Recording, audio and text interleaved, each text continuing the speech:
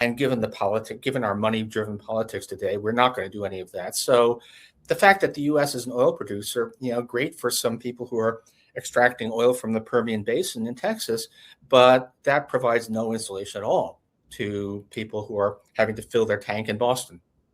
Well, so let me step back there. You just said something that I think is also worth taking a look at.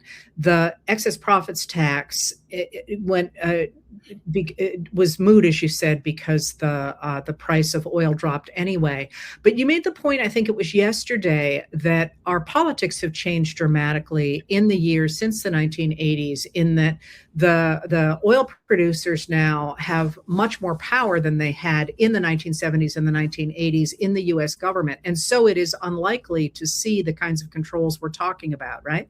Yeah, that's right. It's you just go back to the politics, the political debates of the time, and there's a lot. There are lots of ways in which I do not miss the 1970s, but there was definitely now you just assume that big money interests can be challenged only with great difficulty. The idea that you would protect U.S. consumers from a global shock by imposing price controls, wise or not, and it's a mixed story, but now it's just, think of the political donations, think of the revolving door.